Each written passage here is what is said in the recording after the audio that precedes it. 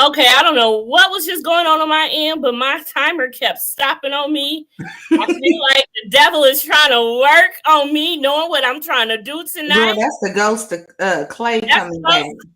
Shoot, that's the ghost of Clay Morrow right there. Cause just heard us talking about him. Right. Hey, Ellen V girl is in the building. Hey, Woo! Ellen. Ellen came over and dropped a few comments in my life. Thank you, boo. Hey, girl. Hey. So we are here, y'all. A couple months ago, we decided that we were going to take this journey once again and ride this monkey that is the Sons of Anarchy. Last week was the 14th anniversary from the very first, for the pilot episode being aired. Can you believe it's been 14 years I since the pilot know. dropped? It's been 14 years. And the first episode was mostly about learning and introducing the members of the Sam Crow and how everything went down. So the first episode, basically, what is said, when they do the little caption thing and everything. So how it reads is: the Mayans blow up the Sam Crow warehouse, crippling their gun distribution. Wendy gives birth to Jax's first son, Abel, and Jax unearths his father's manuscript. So, honey, now we get the very first scene, which is the crows. And little did we know that the crows would be symbolic throughout this entire series. And we get introduced to Jax for the first time, riding on his Harley, rolling down the road with a cigarette in his mouth, looking all types of good. Mm-hmm. Yes, honey, yes. And the biggest first thing that happened was the Mayans, Alvarez, who's the leader of the Mayans, Alvarez and his crew come to the Sam Crow's warehouse, and they discover the M4s and the Glocks and many other guns, and they decide to rob them of their guns that they were supposed to be distributing to the 19ers, another club, which is a black club. And Okay, question. Why did they not take all of the guns? well, I think at first it was a slap in the face, I feel, because they wanted to save some and burn some to make it look like, because The I house guess just blew up trying to on make its it look like own. it probably couldn't have been them. Because, if you're going to take it, you're going to take it all. Right. But I think they wanted to hurt them a little bit. And all they needed was the M4s and the Glocks, because that's all that the 19ers wanted and Leroy wanted. So they didn't need it all. They just took what they wanted, what they needed. They took what they know that would hurt the club. Right. They took what would cripple the club, and that's what they did. And that's all they wanted to do was cripple the club. And that's exactly what happened. So Jax is at the store when he sees the warehouse blowing up from afar, getting condoms, a box of condoms, because a box keeps him humble. Right. And, while he's steady drooling over this girl. Entire box on Jax, okay? Don't play with me. But he ain't he out there like that because he buying a box of condoms, some weed wrappers, and a children's book. No, he did. He looked at the children's book. But you know what I'm saying. In there. But you're still flirting. Like you got a pregnant ex-wife, and like you don't know what causes that. Condoms ain't gonna stop all of that. But you know what Jack says? I'm all about the fantasy, baby. I'm all about the fantasy, baby. That's what Jackson's about. And just like when he was rolling down the street, you see them little fast ass girls looking at him with their backpacks on, and he just smiled. He all about they little butts whooped. That's all he's about. So the next morning, after the fire dies down, the club rolls over to the warehouse where they meet Sheriff Val. He's on the payroll.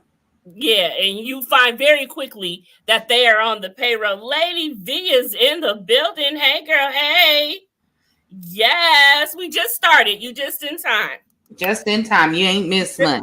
Yep. And so we've got so he lets them know that the M4s and the Glocks are gone, they automatically know that it's Alvarez and the Mayans. And that's when he like, okay, I got something else I need to show y'all. And he unearths two dead, burned up bodies. Two, I mean, fried and refried, as Clay has said. And they was crispy burnt. They was I burnt. thought it was three, because wasn't it a man and two ladies? No, it was just two ladies. Oh, okay. It was two ladies. The three that got burned are the three bodies at the end from the Mayans people when they were in the truck. Those were three bodies. Actually, that was four. Three in the front and one in the truck with a whatever that was stuck up his ass. And literally stuck up his ass.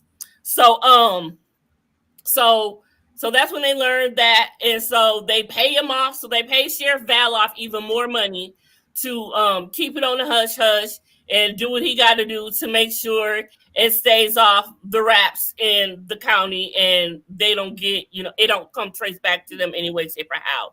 But nonetheless, that location is dead. They can no longer use it. But you have to tell everybody why they didn't want this out like publicly, because when there's too much gang violence or issues, fires, meth labs, blah, blah, blah, whatever, the FBI or the ATF or the DEA can come and step in and be like, y'all have too many suspicious activities going on, and then they begin to open up their case and they step in. So they want to make sure that this stays hush hush and local, so that higher tiered agencies don't get involved and they can't pay them off. Right.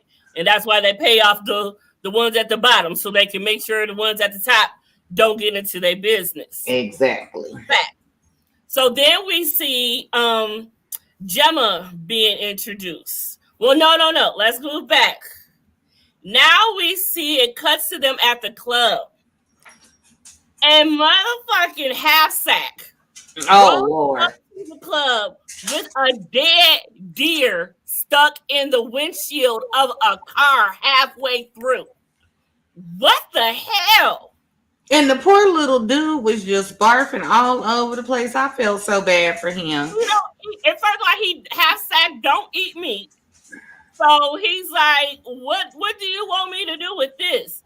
Jax goes and gets an electric chainsaw for him to use to get the damn deer out. Now, Half Sack is a prospect. So when you're a prospect, you learning your way and earning your way to become a member of the club and get a cut with a title on it.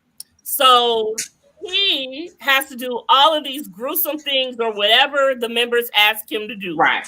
Basically, the prospects are basically the bitch boys until they become part of the club initially. So he's got to get the damn deer out of the windshield. There you go. And yes, he is just barfing everywhere. And while that's going on, that's when Gemma calls and we are introduced to Gemma. She's talking to Jax on the phone. And that's when she asked him, have you been to the storage yet to see if you can find baby clothes? And so he's like, no, I'll get there. And that's when he asked if he's talked to Wendy, his crazy ex-wife, as he refers to her. And she's like, no, but I'll check up on her. So we don't know yet, but we see her. They come to, and we see Wendy. Wendy, you can see the music that is playing lets you know that it is chaotic and some crazy shit is going on. Okay, Wendy is running around the house just mad out of her freaking mind, and she just looks like she ain't slept. She looks like she's been high all of her life, and she just looks a hot mess, looking for her next hit. Now she's smoking a cigarette, eating ice cream out the tube, and then she put the cigarette out inside the She was crazy. I was like, why would you ruin good ice cream like that, girl? Nice good tub of ice cream. I was mad at that alone. Girl, you know how many pregnant women out there was drooling over that ice cream? You need to calm down. And so then we see her scrambling the house, looking, and we see her grab into a drawer. You see her grab some crank, as they call it, crank. and she's got a needle in her hand, and she sits down. She's about ready to put it in her fingers, like, oh, I couldn't just do that. Now when you go for the fingers, that means all of this is already messed All up. gone. You You can't see, even find a she baby was here. searching on her body as hard as she was searching through them drawers. Girl, that's what I'm saying. Whole girl needed a hit.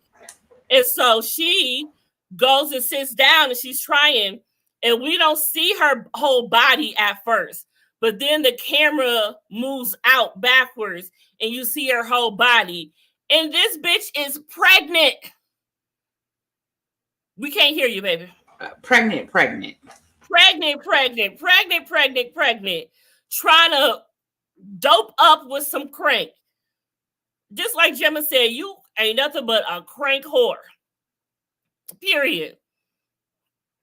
And so it cuts to another scene. And I think at this time, where we at? I think we're at where they come back to the clubhouse. Half-Sack don't got the deer out and everything. And he comes into the warehouse, clubhouse with a box. He's got someone else with him. Anyway, we're introduced to Bobby now. Gemma for press. Oh my Lord. No, you did not. Gemma for press. So we're introduced to Bobby for the first time, and he's playing the guitar. You know, he's getting ready to do what he does best, which is be Elvis. Mm-hmm. And I don't know if y'all will watch the live from Friday, but fun fact, Bobby, Mark Boone Jr. actually had to learn to be an Elvis impersonator in order to get this role. That was part of the deal. So anyway, that's when we find that Jax is at the club, and Clay and Tig come in, and they tell Chips to come go get Jax. And so while they're going to get Jax, here's another funny moment. Like I said, the funniest moments were made by Half-Sack. So right. They finally asked Half-Sack, why do they call you that? And he had to do a visual. I was like, don't nobody want to see that deformity. He was so proud, though. Right. Like, I got my left nut blown off by HVAC in Iraq. I'm like, what? He was like, look, man, look. And he pulls it down. All his pants down. All his business was hanging out. He just wanted to show it all off. And I'm like, Lord, no, put it away. And that's when Clay and Tig came in and told Chips to go get Jax. So then we see Jax. He's sitting on the bed. He's reading the journal for the first time. Because he read a little bit when he found it for the first time. And the script said it was written. And when did it say it was written? 1990, March 15th, 1993. Yep, 3/15/1993. And it said, to my sons, Thomas, who's already in heaven, and Jax, who I hope never learns the life and the chaos of this life. So right there tells you, John never wanted this for Jax. Right. Never. And look where he is. And that was probably because Gemma is addicted to the lifestyle, and she too old to hoe. So she wants her son so she can still get the accolades and the respect, and instead of being an old lady, you know what I'm saying? She's like, okay, I'm gonna get with Clay. You know what I'm saying? I'm gonna get with Clay so I could be his old lady. But you don't want to be an old lady, like a single old lady. You know what I'm saying? And you just old, and you too old to be bopping around the bar trying to get chose. You know what I'm saying? Exactly. But that just goes to show where her mindset is. And now, watching this again already, I see that Gemma knew a lot more than what I had. Always. Gemma and Clay are the orchestrator of what took place. It's almost like as if John from the grave is telling his story of Gemma and Clay orchestrating this mess that Jax is in, that he should have never been in, because had he maybe went to a decent high school and, had different opportunities, he wouldn't have married a crack whore and had a baby with her. He probably would have married Tara a lot earlier, and they would have been in Chicago, and she would have been a doctor, and he might have been owned his own mechanic place or something. Who knows? But we'll never know now because Right. the hell did not go like that. It sure as hell not. So now we've got. So now let's fast forward a little bit to now we see Jax going to the hospital for the first time after Gemma comes and tells him about Wendy, because we find Wendy laid out bleeding from her vagina because she looked like she miscarrying her baby. So she gets there. So they all get there actually. Gemma, Jax, and some boys from the like half the club comes up to the hospital, and that's when he has his first time contact that we see him and Tara talk. John didn't want to fight for Jax, exactly. Exactly. Point blank, period. That's the whole point. It's kind of like why we make all this money, why we get all this clout. Like, you know what I'm saying? Nobody in town is really scared of us. Maybe some of the neighboring towns, you know, might try us every now and then, but you've afforded a life for your child to basically walk up and down the street untouched. Why would you want this particular life for them when they could have been provided so many other opportunities?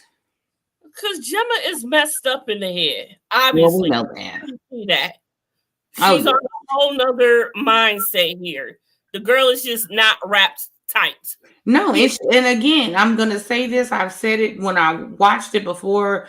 I probably even knew who you were.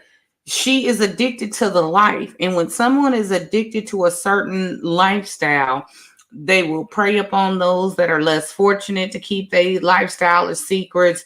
They will do ungodly things to keep their lifestyle. You know what I'm saying? Which in all actuality, from the outside looking in, it wasn't all that great. But for her, it was the epitome of everything. So she was willing to do anything and everything to continue being who she was. And also, I feel just like the members of the club, once you are in it, it's like you don't know nothing else. What would she do? Go out and get a job her own self at that old age? Ain't nobody gonna hire her. Period. And even if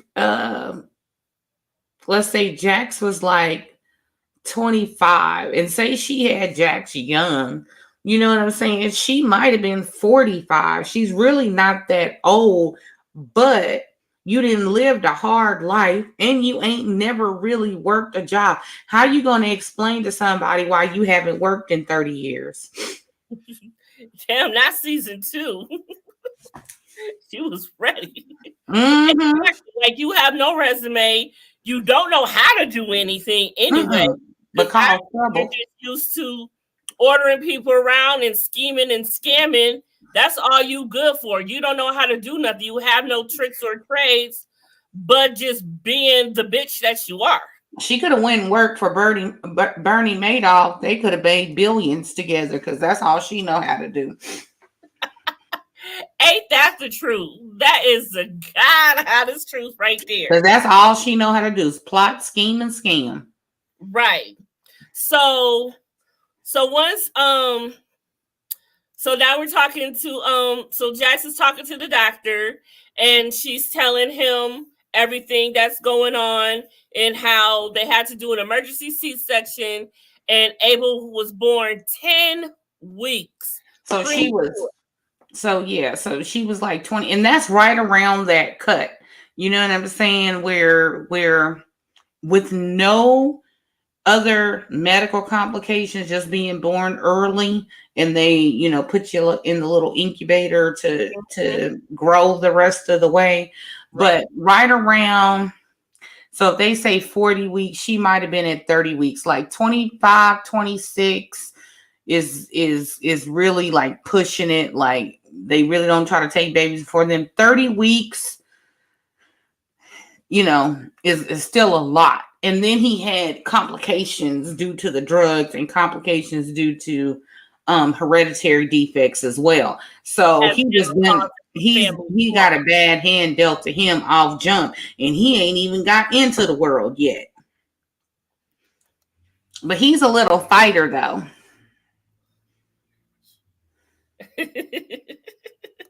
Yes, he's a fighter, and as Gemma said, all tellers are fighters. Right. So at that I'm point, I'm when I'm with Ellen. I like the season that she was with what's his name, Jimmy Smits. I like the season when she was with yeah, him. Huh?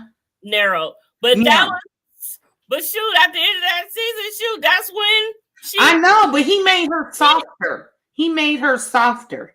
She was still doing needed too to be much. soft. She was too damn hard. Right. But it only lasted for a split second, as you see. But we'll get there eventually one day. Right. But so yeah, so he's talking to Tara, and when Tara goes to walk away, when she says, "I'll take you to go see him," she starts to walk. He calls out her name. That's when we find out, oh, y'all got history. Something going on Mm, right here. What's mm. this? What is this? There wasn't no Dr. Tara or Dr. whatever her last name is. Right, it was straight up Tara. And he said it was some in it. Like Mm-hmm. Tara. Like he don't say that a couple of times before in a couple of different ways. Mm-hmm. Put some stank on it. Oh, yes, that's what he did. And so, he says, you don't have to do this, but I thank you. He's like, no, I want to do this. I asked to assist. I want to help your son. And then that's when he told her, that's when we all find out his name is Abel. And that's what that was. So at that point, he was mad as hell. Him and the boys go to a clubhouse or They had to ride out and handle that that ASAP. scene right there was like, okay, this scene let us know what this show was like. Okay, this is what this show is about right here. This is how they get down. This is the violence that we're gonna see throughout this show. The pilot was very catching. It brought you in on so many different levels of different storylines, but they were all interesting. There was lots of drama. It got you on the first episode. Like, what is they gonna do next week if they did all this today? And it was funny is because when Kurt first started this show, he says that he felt like he basically had a gun to his head. He had no idea where this show was gonna go. He said that this is his first show doing by himself. Kurt did this show by himself. And he said this was his first because he helped and worked on The Shield, the show before. That's where he came from. The show on The Shield. That's also that's a good show. And so he did this on his own. He said he didn't know. He said they started filming in June, July of 2008. And the show started in September 2008. So it was like, well, damn. He had a lot to learn very quickly. He said it wasn't until about season 4 that he realized where this show was going. And then about season 7, he was like, okay, I got this. I know what we're doing now. So the first half of the season, like it was chaotic for him. He said it was like really just messed up because he didn't know. But you could not tell. That's how good the show was. The very episode, you could not tell that he did not go to numerous different avenues. Like that's the one thing I love about series where there's so many different key players. It's not just 4 main characters. And then once all their issues are resolved, it's like, why watch anymore?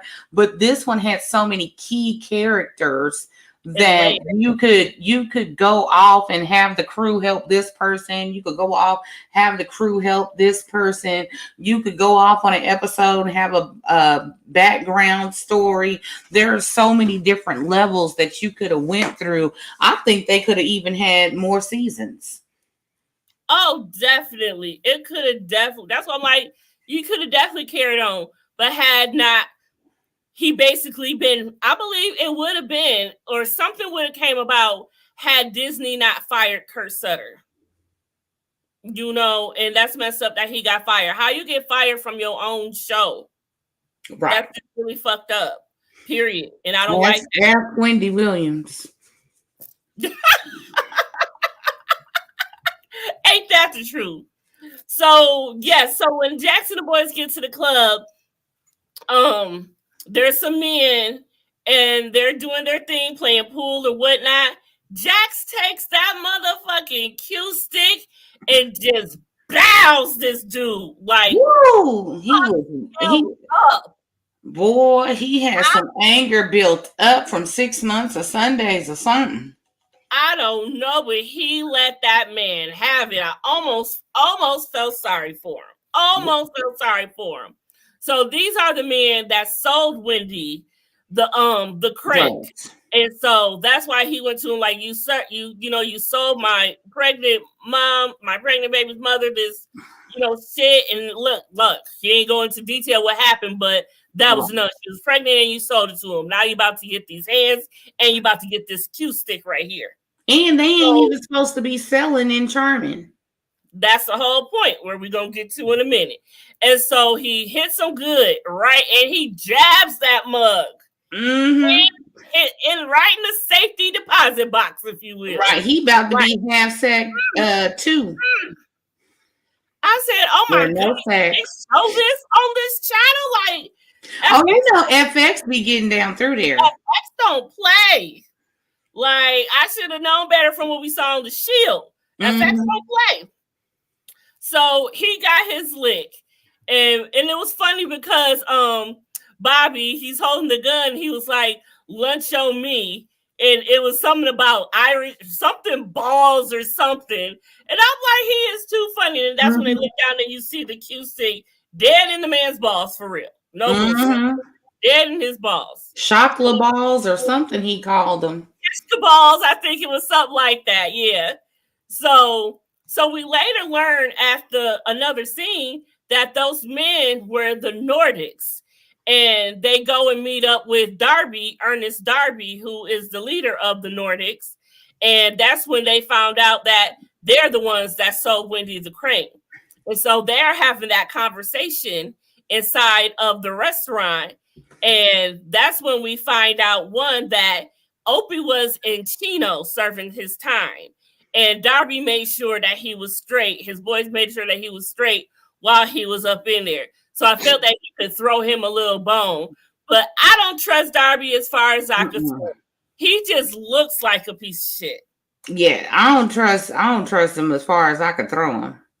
No. And he just looks like he'll just do whatever he needs to do to get what he wants. And that's exactly what we find out that he did. So, he makes his little remark, talk about how's your did he say how's your ex-wife, how's your kid? I think he said how's the kid. Man, that heated Jax up so bad he was about ready to whoop his ass right there in the restaurant. He almost did, had Clay not calmed him down. And I'm surprised as ruthless as Clay is that he even let him not do it. Thought he would have enjoyed that thoroughly. Right. But business is business. Business is business. You can't, be erratic. He was like, sorry, folks, it won't happen again. There was a place of business. We see them at this restaurant at many times throughout the series, actually. So it's a go-to place to meet up, actually, for the Sons and whomever they're going to see. Mostly when they're going to see a rivalry. And it's smart because you're in a public place where you don't want shit to go down.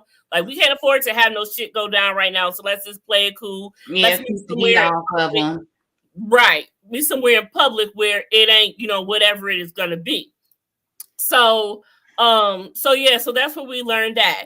And so at that point, they let Darby know, like, look, you can do whatever you want to do. You can cook up as much coke, meth, whatever you want to do, but you ain't selling that shit in Charming. Charming is off limits. We run Charming up in here. So don't even try it. You on the wrong turf, my boy. So find another place to do this. And so Darby's like, look, we've always, been cool. I've never done anything out the way to the Sons. It's all good and everything. But you could tell by his snark remarks that he lying his ass off. Yeah, he's like one of them people that give you a backhanded compliment. You know what I'm saying? Like, oh, that dress looks nice on you if you lose 10 more pounds. You know what I'm saying? It's like, oh, I'm sorry, but fuck you. You know what I'm saying? It's like... Yes, exactly. Look, I'm sorry, I didn't mean it if you was really offended. Like, right. It's like really dry, snarky, and total backhand compliment type of man. Like, you just can't trust him, period. Like you said, as far as you control, you just cannot trust him. So the moment that I set my eyes on Darby for the first time, I'm like, I don't like you. and I need for them to kill you very soon with the quickness. And so after that whole scene, what do we got? We see Opie getting ready to go help the boys. And while he's packing up his bag, Donna comes in And and she his know what wife. time it is. She didn't seen that bag get packed before. Yeah, she know what's up. She ain't stupid. Donna's not stupid. And she's showing about to let him leave and get messed up in some crazy shit again and leave her with 2 kids again for 5 years. Been there, done that, bought a postcard, and she ain't doing that again. Right. It's a wrap, period. And so she asked him straight up, what's in the bag? Where you going? What you doing? What you about to do? Like, who you about to let put you back in prison now? Like, Right. this what we doing? He just sat here and told her, that's never going to happen again. I'm never going to leave you again. I'm done with that. I'm on the right track. I'm on the straight and narrow. I'm not about that life no more. But we all know that how Opie felt when he had that conversation with Jax. It's hard for him to try to do this. He's got debt up to as far as he can stand. And it's quick money. And like I said, when you are in this life, you don't know how to do nothing else. So even if he's trying, it ain't in his heart. This is not in his heart. All the more reason why he is still a part of the club. He still has his cut. He still has his tattoos. So he's very much still a part of it. He was just waiting for the right time to get back in. Mm-hmm. Obviously, because once you're not a son anymore, you got to wipe all the evidence off you. You got to get your cut. You got to get your tattoos removed, cut off, burned off, whatever off. And he had all of that still intact. And it could have been too that he was laying low, because if he did 5 years, he was probably on probation or something. You know what I'm saying? So he's probably just laying low, because you're not finna get out of jail on a Saturday and go to committing numerous felony crimes on Tuesday. True. And again, he was trying to please Donna. That was the whole thing. She was already mad. So he had a lot of making up to do. Mm-hmm. He didn't want to do that to her. So when she comes in and she sees that, she's like, really, this was what you about to do? That's when we find out and learn that, he took that L for them and they possibly set him up for them. And that's why he ended up doing that stint for 5 years. That 5 years he did was because of Sam Crow. Was because of Clay. Let's just call it spade a spade. Because of Clay. Yeah, because we all know that there's another one up there in jail that because of him too. Because we all know if Jax had anything to do with that, he would not have let that happen to Opie. And they would have been at odds, and he would have never been able to go to Opie's job and talk to him like that. Exactly. And I feel that is a whole nother reason why Piney, Opie's father, who's also a member of the club and sits at the table, has always had his ways and feels about Clay. Because you're the president. How you let this happen to my boy? We supposed to be cool. We're a part of the first 9. Mm-hmm. The very first 9 that started this club, and you let this happen to my son. You put this on my son's rap. You put this over my son's head. No, that ain't cool. That ain't cool at all. That is. They could have got a prospect to take the fall. You know what I'm saying? Right, but in that sort of league, a prospect isn't really allowed to do all of that. Well, I mean, the way that when we go further down the line, some of the stuff they asking the prospects to do before they get their full on cut. I don't know exactly what happened with Opie. I got to go back and remember what the job was that they got caught on, because I do believe they talk about it in one of the seasons. They talk about it further as the season goes on. Yeah.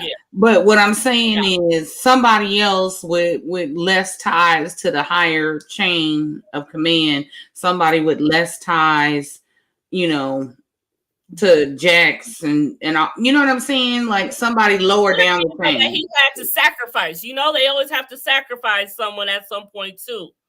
Just like we find out later in the seasons what Pope had to do We won't give that away for those who haven't watched yet and still watching for the first time. But you know how that goes. Sometimes you got to sacrifice. So Opie could have been a sacrifice. But when we get to that, that's going to be an interesting conversation to have when we finally get to figure out what happened. So, yeah. So at that point, Jackson's like, look, stay with your wife. Don't go nowhere. As soon as I leave, take your child to the hospital. Just get a hospital report that you've been there. That way I can cover for you. And, you know, he's like, if I don't show up, Clay's going to kill both of our asses. So he knew it was imperative that Clay wanted him there. And for the life of me, I'm trying to figure out why Clay wanted him there so freaking badly. Probably to send his ass back to jail. Hey, Mod, Afro Mama, the undisputed African queen, is in the building. The building, okay. And so at that point, he's like, you know, just go. And so he leaves. So when he finally meets up with Clay, the first thing he says, where's Opie? And he's just like, his kid hurt himself, he got to go. But do you see the look that Opie gave him? He was going to try to do some funny shit. The look that he gave him was just like, you motherfucker, how dare you go against me? Why ain't he here? It's just something like, why you want him there so bad? And why you mad he ain't there? You got what you needed from him. Because, of course, Opie is very good at explosives and all of that stuff. That's probably what he did and got caught up in before. Who knows? But we'll find out later. But the point is, you know, Opie knows how to execute that. And I guess for something like this, you want to make sure it's done right. And I understand that. But, you know, Jax had it. He felt comfortable to do it, so he did. So when they finally get to the clubhouse. That's a good thought. That could be true. Well, see, Clay can't live and ride forever, so he needs someone to take the reins. And if it ain't Clay, then who is going to be? He sure ain't have no kids of his own. Right. And I just now realized that Clay didn't have no kids of his own. He was shooting blanks. He looked like the type. I can see it. But he definitely wanted Opie gone. And he probably was going to finish the job and do whatever he could to Opie then, probably try to kill him, or who knows. And then blame it on just the motherfucker. And it just went left. You know?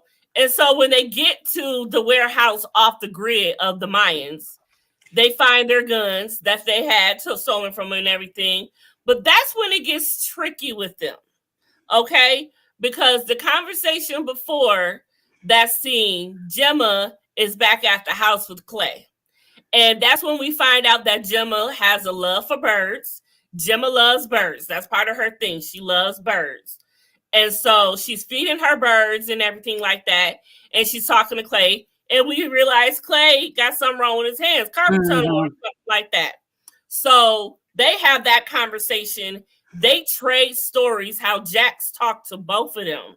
You know, Jax asked Clay, you know, have you ever thought about going into a different direction and earning money a different way and rebuilding the club? That's the word he used, rebuilding the club. And so Clay is looking at him sideways like, where this coming from out of nowhere? Because he know he didn't heard it somewhere before. Guilty conscience, yes. And so that puts, you know, basically the hairs stand up on the back of his neck. And he's like, where's all this coming from? All of a sudden, like, what you been doing? Like, who you been talking to? Like, your father been talking to you in your dreams or came to you or somewhere? But like, what's going on? And so when him and Gemma are talking, they changing information. And that's when Gemma tells him, because he told her, like, I found some stuff of John's in the storage, and he talks about wanting something different for the club, and this isn't what he wanted, and he had a whole nother vision for the club before he died. And so the conversation between Gemma and Clay, that's when we find out how ruthless they were in that. Oh, y'all had something plotting and scheming on your own child. Yes, y'all had something to do with this. Y'all had something to do with Clay, your best friend, and Gemma, your then husband's death. Yes. Because we find out that when John Taylor died, he was dragged for 178 feet But he did not die at that moment. He For didn't die. two more, He he lived for 2 more days. lived for 2 more days. Now, what happened after them 2 more days? Did someone come to the hospital and do something? I wouldn't be surprised if Gemma unplugged his life support to charge her phone so she could call Clay.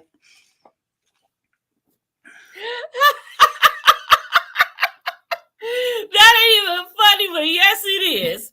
I wouldn't put it past Gemma either. I And surely that's would the whole not. point. So Gemma's telling him, you know, you've got to talk to Jax. You've got to get in his ear. You got to nail it down. You got to make sure he about this life, because when you can't ride no more, he's going to be voted in and my son is going to be leading this club. Like, she already got this life planned out for him. And she Mm-hmm. knows that it's not what John Teller wanted. And she going to say, the ghost of John, I don't need the ghost of John Teller's past coming to revisit and messing up what we got, what we build. Like, bitch, And how that's dare why you make everything went that all happen? to hell. That's why you hear people all the time. We gonna respect the wishes of the dead. We gonna respect the wishes of the dead. We gonna respect the wishes of the dead. Because the universe will come back and bite you in the ass. And that's exactly what happened. Exactly. Exactly the point. And so while she's trying to, and that went to go show right there, like, you is more, that made me feel like she was more of the leader at that moment. Because she's telling Clay, look, this is what you need to do. This is how it needs to be done in order for this to be a success. So I'm wondering, did you tell him how to do and what to do to kill John? I believe that she could very much be the mastermind behind a lot of things. And Because even she though, is, period. Yes. huh? Because she is already, period. Right, Yes. right. That's what I'm saying. And she didn't got Clay whipped. You know what I'm saying? Because honestly, with her being the widow of John and he ain't got no kids and you got Jax, you know what I'm saying? Who else is going to take on the legacy? So I'm going to get with the woman.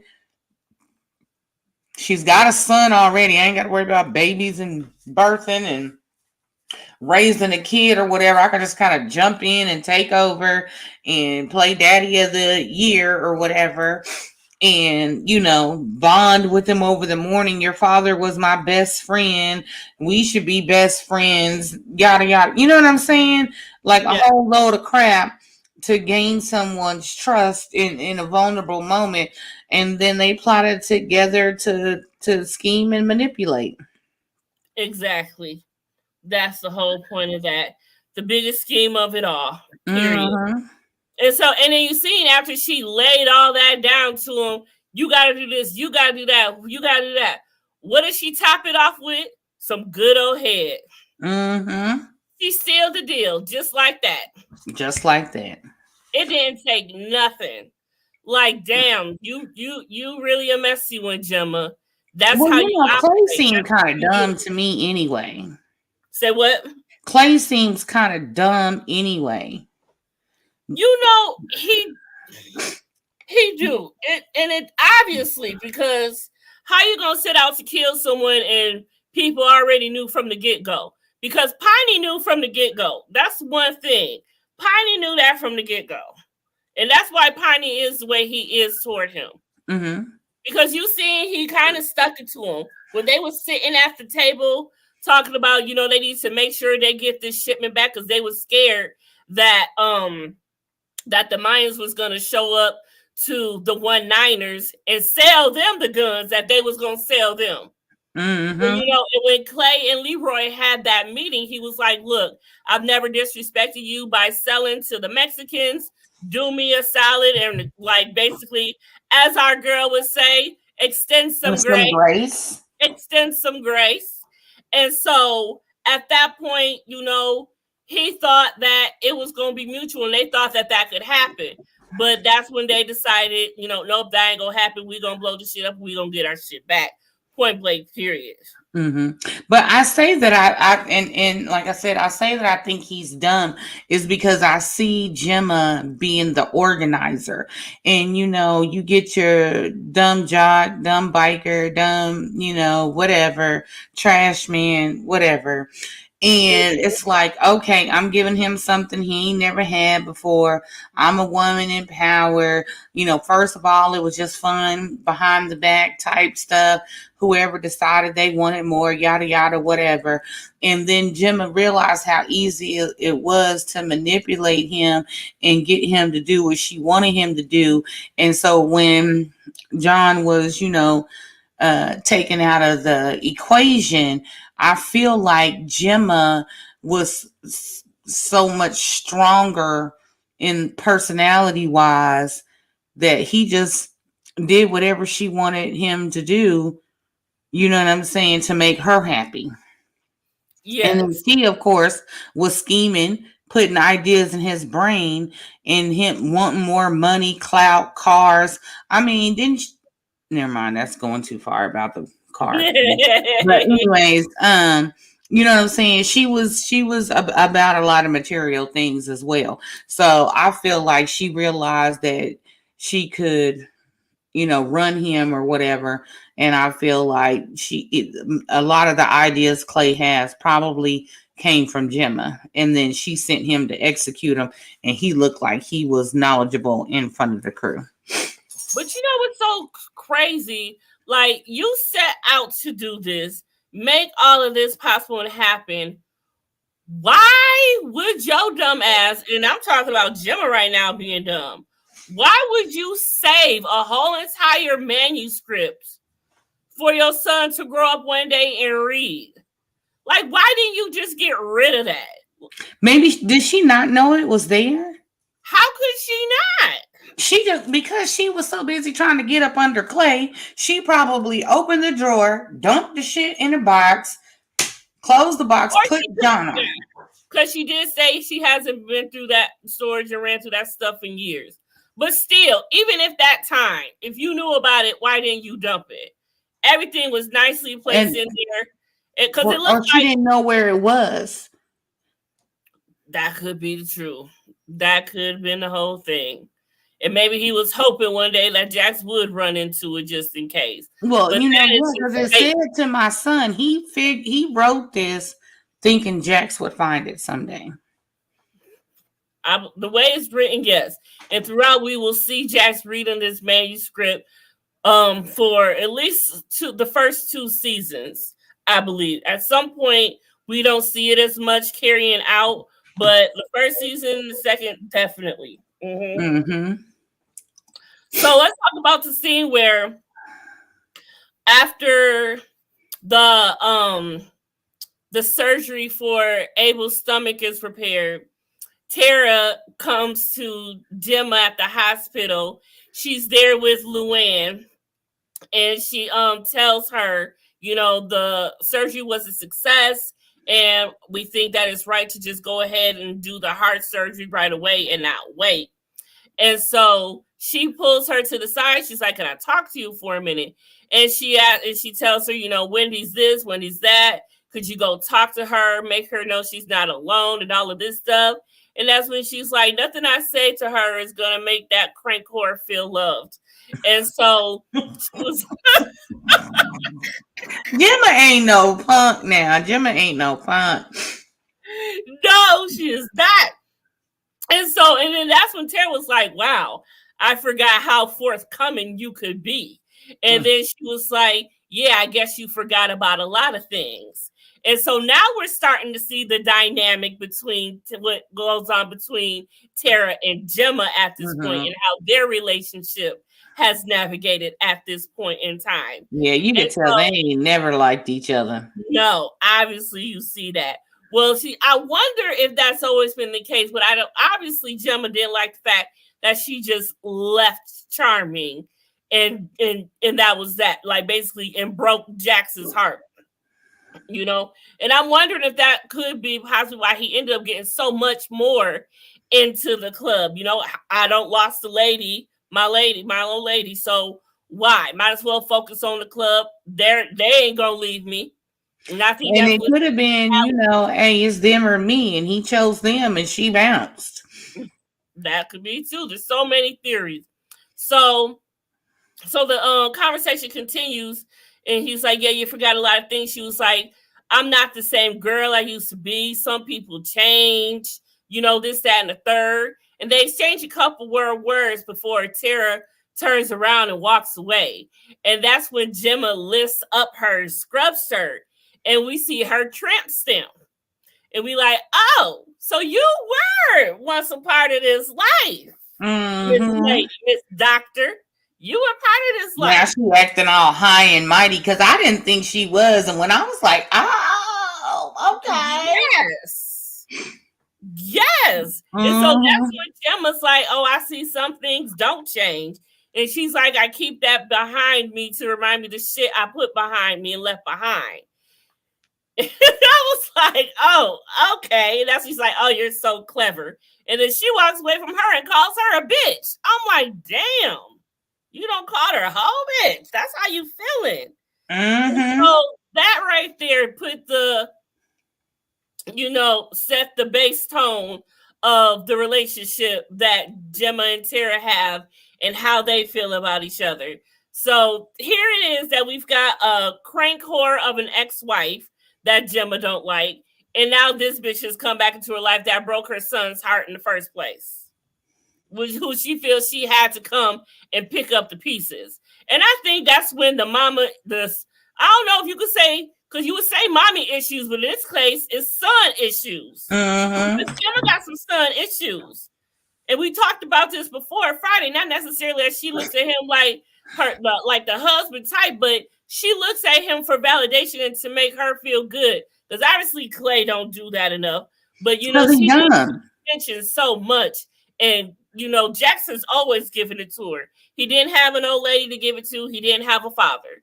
So who else is he going to give all that attention to? His mom. And she's used to that. She feels Mm-hmm. like she has to fight for his affection and love and attention when Tara finally comes back into his life. I like that last comment by Lady V. Gemma could have been jealous too because Tara had goals and was able to get out of Charming. And I remember somewhere down the line in the series, she talked about her childhood or her choices that were available to her, and that probably had something to do with it because. Well, if I remember correctly, she did leave Charming, and that's when she came back with Clay or something along those Well, lines. I'm talking about before she got into that lifestyle. Oh, okay. Yeah. I Her mean, choices before the lifestyle. yeah, because when she goes, I think that's like season 4, I believe, when she goes and visits her father and all of that Yes, stuff. yes. That's the Mm-hmm. season when all of that starts. Mm-hmm. Yep, that is. That's right. Yeah, let's not jump to good about fight, but that's right after she did what she did. But yep. So yeah, so that could very well be the case too. And then the fact that then you come back, that's kind of like a slap in the face to her also. Like, okay, you ended all of this. Now you come back with your prestigious degree and being a surgeon and rubbing it in Mm-hmm. my face like you don't came back better. Rubbing it in everybody's face that you're better. You left Charming, you became better. And You know see, what I'm Gemma saying? has that thing where she just needs to feel desired and appreciated and He has to be the needed. HBIC. That's Jim. Nobody can be above her. You can't be no doctor, no lawyer, no woman of authority or whatever. Gemma has to be at the very top of the food chain. And Exactly. anybody directly or indirectly challenging that is a problem for her. Right. So then we have Gemma goes to tell Wendy the good news that because then everything went well with the surgery and everything. And Gemma goes and tells Wendy the good news that looks like the kid will live to see his first birthday. Wendy's, relieved, overjoyed, but still, she's feeling the guilt. She definitely does feel the And guilt. she's going through withdrawal. Right.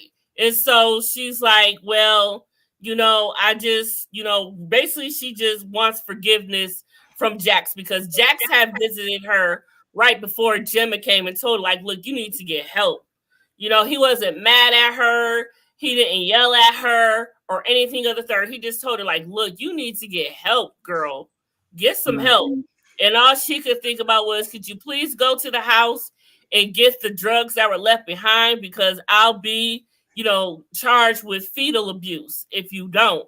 And that could and then she cut him real good, though, real quick. She's like, that could come back on you. Because it's your house. Because the house is in your name. Yeah. Like, oh, so what? It's like, don't try that. Here we go. Like, don't try that. But she did. She definitely did try it. So she did. And it worked.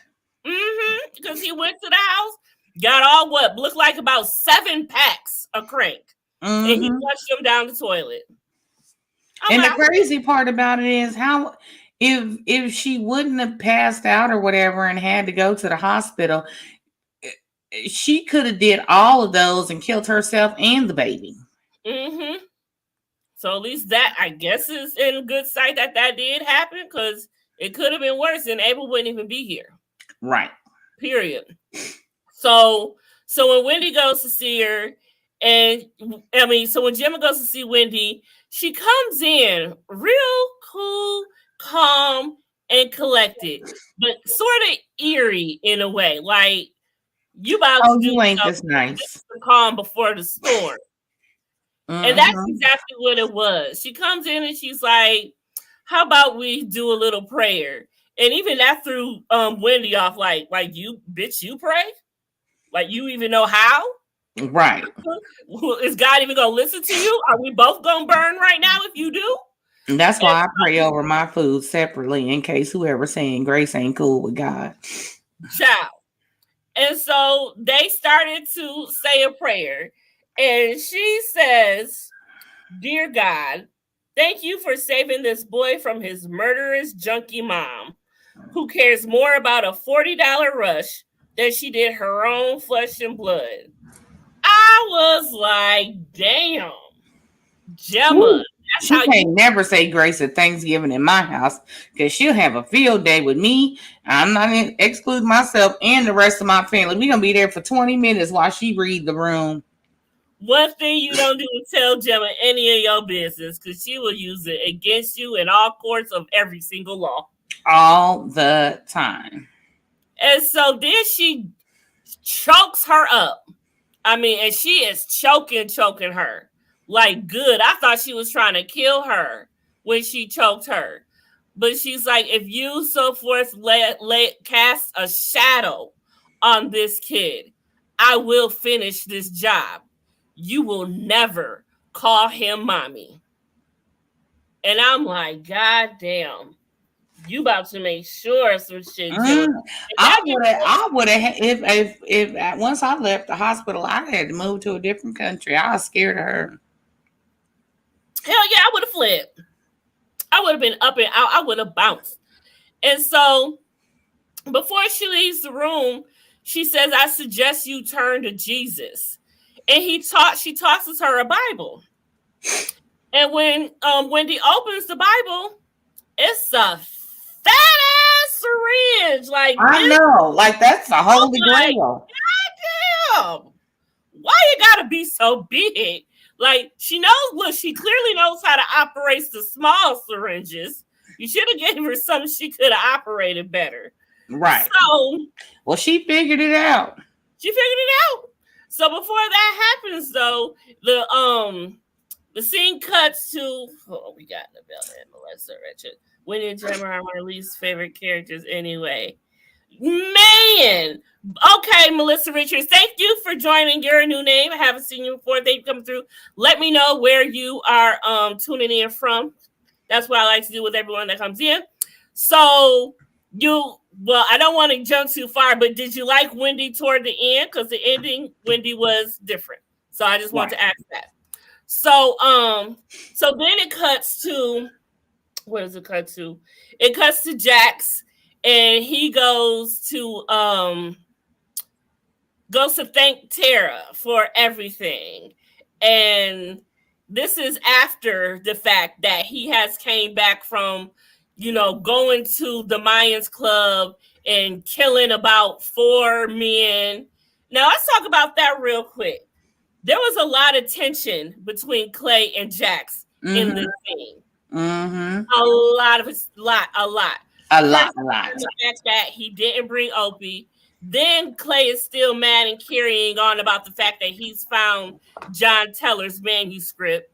So there's a lot going in Clay's head right now. It's kind of like I got rid of your dad. Now he coming back. To haunt y'all asses. The ghost of John Teller. Period. The ghost of John Teller. And so throughout that whole entire scene, he's nagging at him, making him, pointing guns like kill him, do this, do that, like prove yourself. I'm gonna make you like Jenna told him, nail him down. I'm about to make you like me. You about to follow in my footsteps. You about to kill this man, and you ain't about to feel no remorse about it. Period. Right. And you about to go home and eat your cereal like nothing happened. Period. That's pretty much what happened. Yes. And at that point, we also learned that Darby's playing games. One of the men that they killed was one of Darby's men, a Nordic. So Darby is really playing games, and he really trying to take over Charming, because what is he doing with the Mayans? Why he got his men with the Mayans, in bed with the Mayans, basically. So Darby is on some real messed up stuff right now. And that's what Jack said. He was like, Darby wants Charming. And so that's when they realized, okay, we got a bigger problem than we thought. We're going to have to handle him. But until then, in the meantime, we're going to do what we got to do. We're going to kill these mugs. And that's when they set their warehouse on fire and burned the men that they killed in the truck.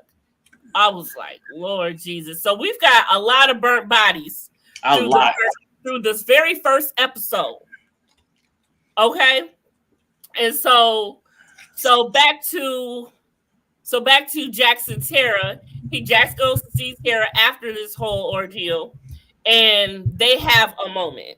They hug, and she turns her face, so now they're touching noses. They might as well have kissed. They Eskimo kissed at the most. Definitely. Right. And on top of that, we know y'all got history, so let's not act like she's just some random doctor you found yourself having chemistry for. Y'all got history. Yes, John. Yes, he wants to die. That's exactly what he wants to do. You damn right he wants to die. Absolutely. Yeah. Absolutely. You can't be playing man in the middle like that. You know what I'm saying? Especially when you got the Nordics, the One-Niners, and the Mayans. And then you got the Sons of Anarchy. You know what I'm saying? And they only have to deal with each other when they have to. And they really don't like nobody likes anybody else. Right. Period. I mean, none of the clubs get along with the other club. Right. They shouldn't have kissed in that scene. Love Jackson's hair. Yes, they should have, but they can't give us everything in the first episode, I guess. Right. So they gave us what they could give us. And it was still a cute moment. But until, once that happens, she unzips his cut and she sees the blood all over Jax. And she's like, Jesus, Jax, clean yourself up. And so I think that took Jax back for a second. Because you see how he got mad and just walked away. It came back to, oh, you still on that prissy shit. That's why you left in the first place. Well, here's the thing. Also, I also think, too, I don't think it was the prissy thing. I'm thinking it's like, look, everybody knows, like, whenever things happen, they drop them off on the corner near the hospital or don't take them to the hospital at all. If you come in the hospital bloody, gunshot wound, stab wound, whatever, they calling the police to figure out who you did something to or who did something to you or whatever. So I felt like she was like, how you come up in the hospital like this knowing people are going to ask questions? But she didn't know that until she unzipped it. She decided okay. She didn't know that because they were having this loving moment at first. He had cleaned it all up, cut and everything. She didn't know until she unzipped his cut, and then that's what she's seen. and just ruin the whole moment they were having. They probably would have kissed had she not unzipped his cut, period. But she did, and He that's could what have she left his clothes on him then. right. Like you could have took him home and take his clothes off. If that's what you're trying to do, just take his clothes off and just give it to him every which way. Because we know you wanted to. I would have. I would have. We wouldn't have made it to the car. We'd have been all in the elevator, the linen closet.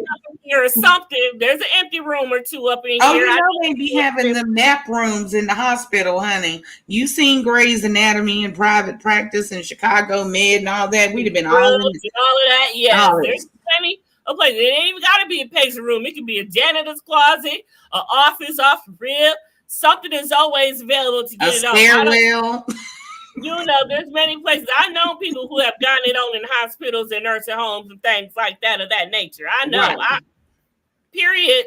The on-call room. That's the room. That's the name I was looking for. The on-call room. That's what I was looking for.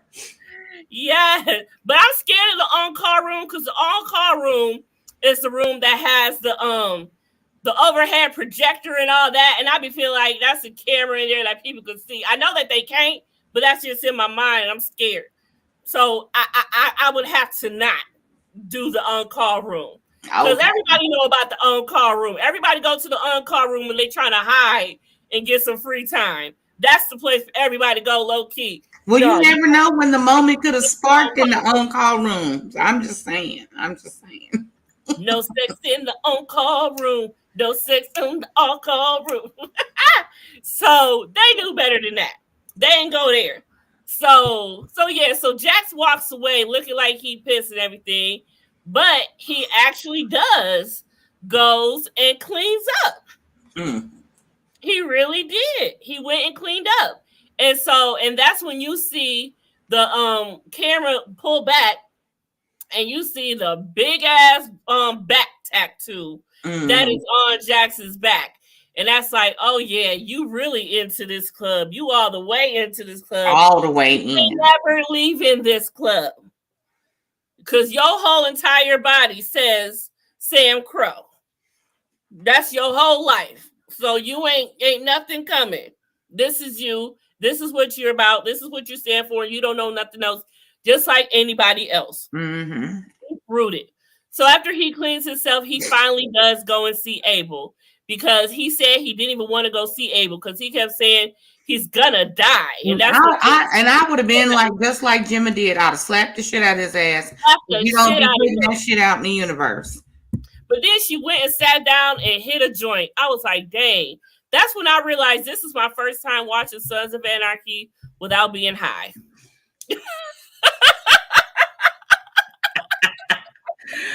Oh, you got the sober version. And I assure you. But this was my first time ever watching the Sons of Anarchy not high. Wow. Well, I watched it completely sober the first time. So he goes and sees Abel, and it's a beautiful moment. You've got the music going because Bobby is doing his Elvis impersonation thing after Half Sack don't beat the shit out of Asian Elvis. That was funny too, though. When my boy's going on tonight. But he kept beating him up, and Asian Elvis was like, "Oh, sweet Jesus! Oh, help me, Lord." The funny parts that they have in here are funny, but not really funny. But it's so like, I don't know, out of the norm for, it's like they're going around beating up, other rival gangs or biker clubs or whatever. And then for him to just beat up an Elvis, it was just like, okay, that was unexpected. That escalated quickly. No, what was unexpected was when they find out what that ungodly smell was, and Half Sack don't save the damn deer head. Right, and pulled it out from up under the table and put it in a box. I was like, oh, I figured we could mount it on a wall or something like that. It was like, you gotta stuff it first. And he's like, oh, I know that. Yeah, of course. He was like, stuff it with what? You don't know. First of all, you can't stuff it yourself. You have to take it to a taxidermist and they have to clean all the insides out and all that good stuff so it don't continue to stink for the rest of its life as it hangs on your wall. But First I of don't all. know that. He don't even eat. You gotta remember, he don't even eat meat, so he don't know nothing about meat. Ooh, Poor child. baby. Poor baby. Rest in peace to Half Sack. Really, the character that actually played Half Sack, Johnny Lewis. Rest in peace to him. He died tragically, and that's a shame. And while we at it, rest in peace to Piney, Mm-hmm. who also passed last year, who was played by William Lucking. So rest in peace of both of those men. Thank you for your contribution to the Sons of Anarchy. Yes. Y'all are amazing men. So yeah, so the ending scene was, well, before the ending scene, we do see Jax go to see Abel, and we see Mommy Dearest come up behind him. Talk about, oh, he's so perfect. And of course, I'm talking about Gemma. I ended up calling her Mommy Dearest. That's Yeah, so that's a good name for her. that's No Mommy more Dearest. wire hangers. Yes. No more bitches who leave my son or crank whores. Never. And she could have been on some old Shakespeare type stuff and wanted her son for herself because she didn't want nobody around him. Not even the hit it and quit it horse. She didn't want nobody around him. Well, it's funny you say that because this show is softly based on Shakespeare's Hamlet with a mixture of the Andy Griffith Show, which is crazy. That's a very odd. Woo! Somebody else was high then. They Hamlet mixed and them the Andy two shows. Griffith Show. That's crazy. But Look, somebody was definitely high mixing them two shows. They was on some good stuff. I don't know what Kurt Sutter be doing, but you're a sadistic genius for doing it. So cheers and shout out to Kurt Sutter for giving us this amazing journey that we are about to embark on. This was the very first episode of Sons of Anarchy, y'all, and it was very, very promising. We have so much more to go, and this is about to be an amazing ride. And I hope everybody who tuned in tonight will definitely come back next Monday for the second episode. And please tell a friend and bring a friend and bring a drink and bring another friend because we are about to continue to do this. And if they haven't watched it, they missing out. If you did watch it, take the ride again because we're gonna have different perspectives now because we've watched the whole season and different mindsets because we're not, well, we might be a little intoxicated, but the drinks will definitely be poured on this live. So that's why y'all make sure y'all bring a drink. Because we will definitely be drinking, getting and having a good time, breaking down this ride, this journey, this twisted, dark, beautiful journey that it is. Yes. Okay. I think that we hit all of the points in this episode, I believe. Okay. Yup. We hit everything. All right. Okay. I'm proud of us. Well, thank everybody for using the chat, coming thank out. Everybody for coming through. Next Monday at 10 o'clock Eastern time, 9 o'clock Central time. So make sure y'all put on the reminders. And remember, every Monday we will be here. And me and Dina just want to thank y'all for joining and being on this adventure with us because it is quite an adventure. It most certainly is. Thank you all. All right. We will see y'all next Monday. Thanks for watching. We out this nasty thing.